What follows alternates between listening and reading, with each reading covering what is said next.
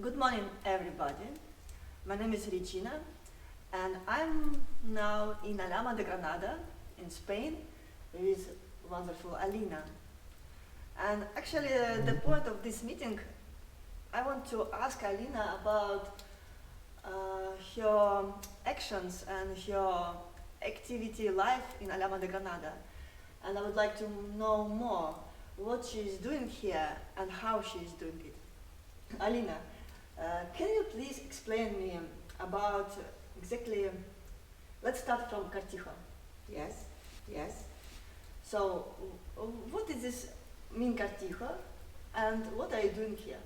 Well, good morning, everyone. Cortijo means a place where people live in the middle of nowhere. So cortijos were created as a small hamlets or villages where it could be only 2 or 3 houses, 2, 3, 4, 5 families at the most, all living together and all helping each other to look after the animals, to look after the land around them. So they didn't live in isolation, even if they lived in isolation. So that's what cortijo means. And it was a place where you had a cortijo where you could get granted permission, for example, to have a bread oven. Because not everyone, due to the risk of fire, very dry land that we have here during most of the year, not today that is raining, God for that. But most of the year there's high risk of fire because it's very dry. So only certain cortijos were allowed permission to have a bread oven, which now the old bread ovens are protected as an ancient thing that doesn't happen any longer. So that's why, that's what cortijo is. And we bought this cortijo as a ruin that had been inhabited from 1964. We bought it in 2006, so it had been empty for many years.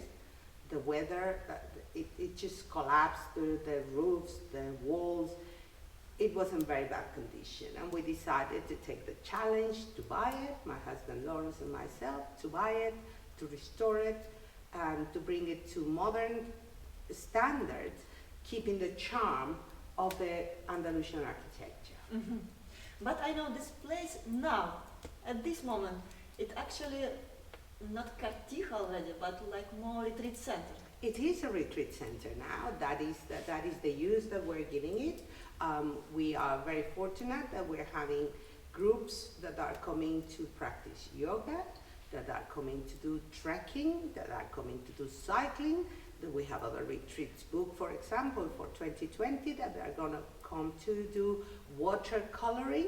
So we combine the activity that people come to do with the experience of going out and exploring Alhama, Granada, and the surrounding areas, which is very historical and is very beautiful. So you can combine tourism, sustainable tourism, and you can combine it with your chosen activity to do here. We also do some mindfulness retreats, which is what I think we do more frequently, because I am a qualified mindfulness facilitator. Also, I know that, Alina, you support healthy style of life. Yes. That you dedicate your life to special, like vegan nutrition, and you educated other people how to be healthy and how to be activity. So can you tell me please a little bit more about your lifestyle? Well, I'm a vegan. I'm a vegan person. I think I was born vegetarian/vegan because from very early age I knew I didn't like meat and I didn't like eggs and milk and cheese and that sort of thing, and it was a progression through my life. And now I'm a vegan. I'm a happy vegan.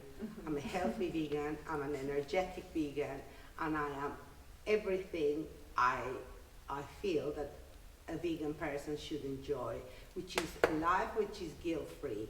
And I dedicate part of my life, a large part of my life, to create awareness to other people about nutrition, about the good things for food, for lifestyle, about well-being. I think the well-being of people, the well-being of society means a more positive, a more proactive, a more sustainable, a happier society.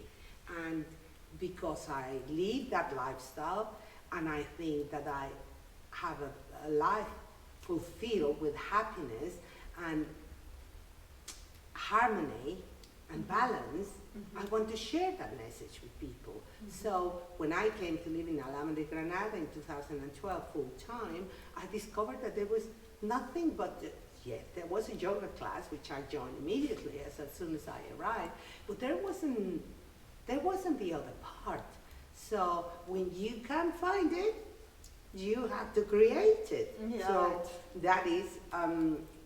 that is what, with the support of Lawrence, my husband, we decided to do. We created this association, sorry, Alhama Asana,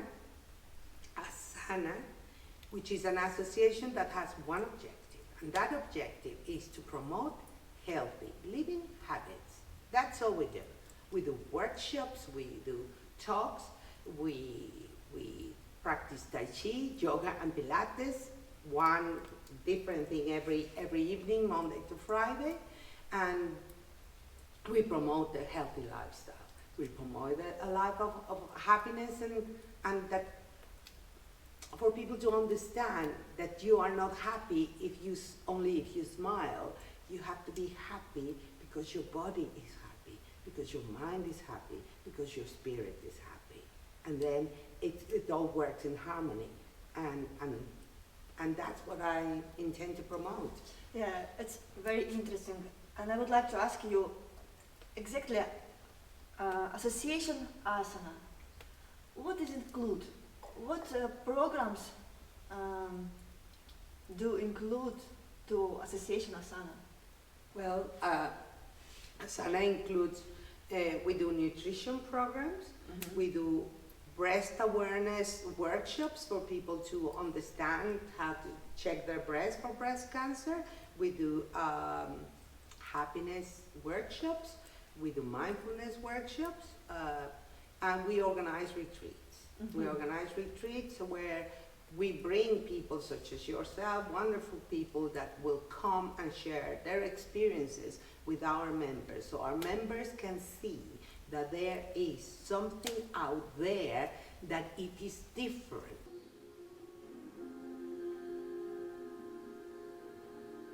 And feel your heartbeat. Sentir tu corazón en movimiento. Deep breath, powerful breath, energetic breath. Inhale, exhale. Change your hands. Y despacio Your cambias head above your foot. y el mano directamente abajo de tu cabeza y después miras. Yeah, perfecto. Jose, you can do it. Nice. Your head above your foot. 1, Cabeza arriba del mano 2, y miras arriba lo más que puedes. 3, 4, 5, come back. So it is our responsibility to bring to people awareness about conscious and sustainability and other activities such as the wonderful workshop, yoga workshop that you share with us. So it is for us one of these wonderful opportunities to show people that there's something out there that they should aim to participate in more activities. Yeah. Also, here in Kartija, we did some planting of acorns, future oak trees. What it was project? So it's belong to to Association Asana. No, that's another association. Oh. My husband Lawrence is the president of the Association of Environmental Volunteers in this area. It was an association that we identified as soon as we moved in. Even before we were living here, we found out that this association existed. We enrolled with them, and now over the years, Lawrence is the president, and we organize activities to educate, participate, organize volunteering, and create awareness of the importance of the environment, climate change, water, waste management, biodiversity. And one of the projects that we took this year, which is a project that is going to take a whole year to complete in 4 different sessions, is to plant a forest. We're going to plant a forest. We are planting a forest. We have already been at the right time to pick up the acorns. So we went to the forest and we pick up acorns. Someone said, well, you didn't pick up enough acorns. We came back with 21 kilos of acorns. Then we organized the second session, which is where you participated with us. The second session lasted 3 sessions in itself, where people came to us and we planted. I think by now we must have around the region of 2,000 or even more than 2,000 acorns, each one of them planted. And we probably have another 9 kilos of acorns still to be planted. And in total, I feel that we're going to have it between 3,000 and 4,000 acorns that we are going to keep here in the Cortijo. We're going to look after them because it could take up to a year for them just to come out and bring the first 2 leaves into it. But because they are trees, they first will grow the root, and once the root is strong, then they will come above the surface and will start bringing leaves.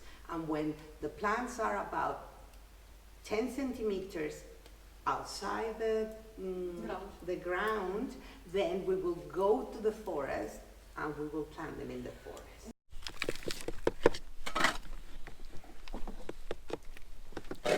Regina.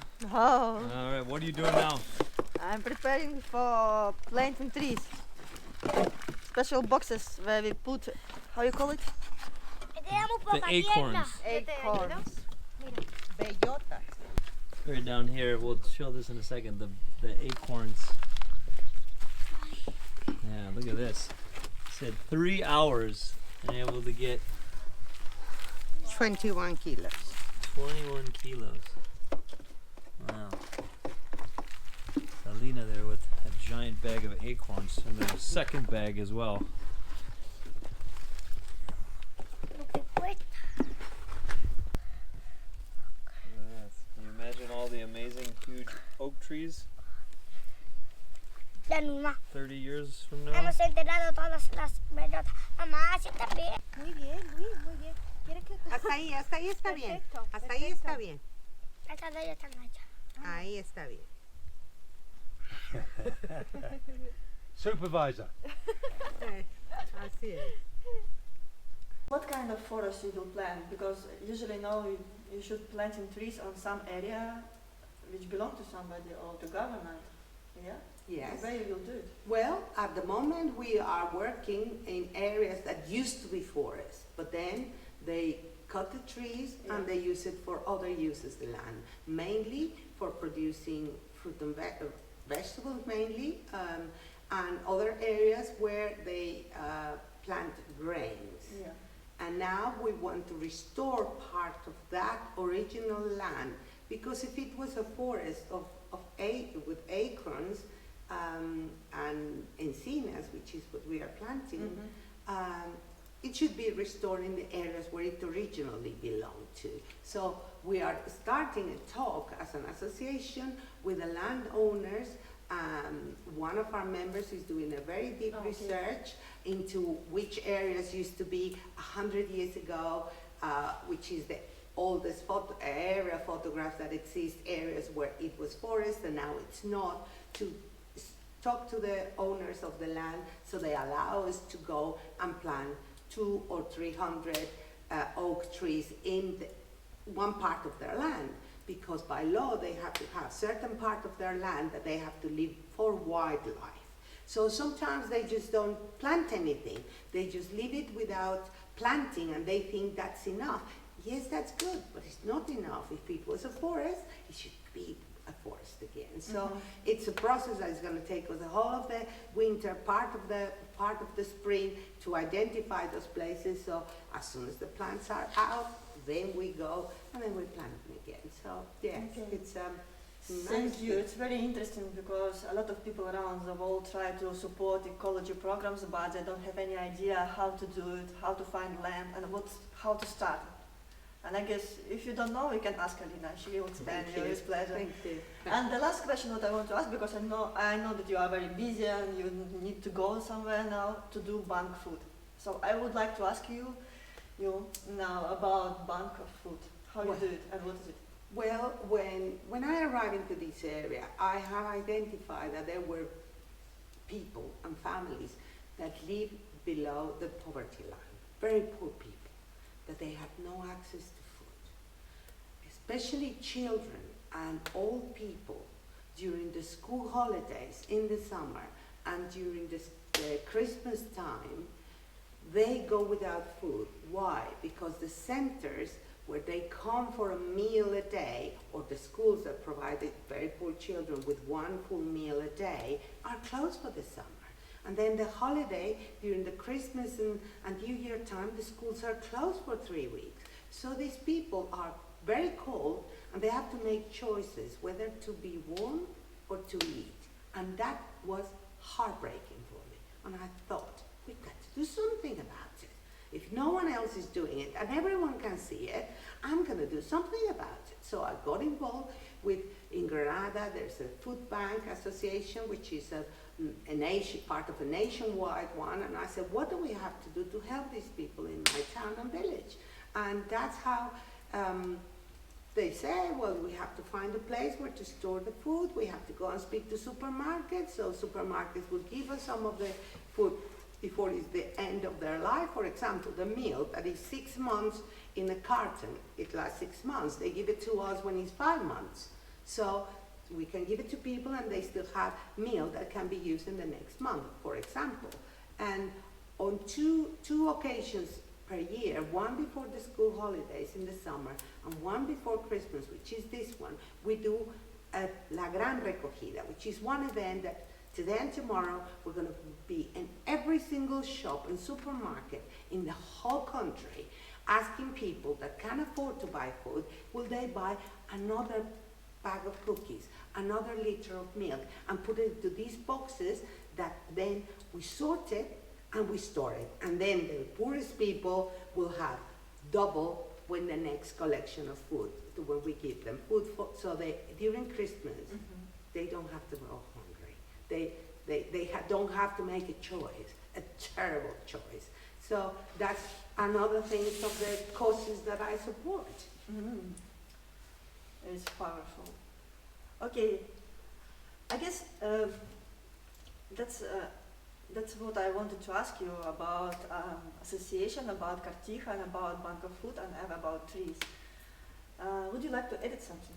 Well, I would like to thank you for your wonderful nature with us, your soul, your spirit. It's just been overwhelmingly beautiful, and thank you for sharing your time with us. It has been a fabulous experience, and we hope to see you back with a retreat and joining us on the activities. Yeah, Thank you very much. I will. Thank you too. Thank you very much. And thank you, Eric, for your support, your energy, your time, and video recording. Thank you. Thank you. Thank you.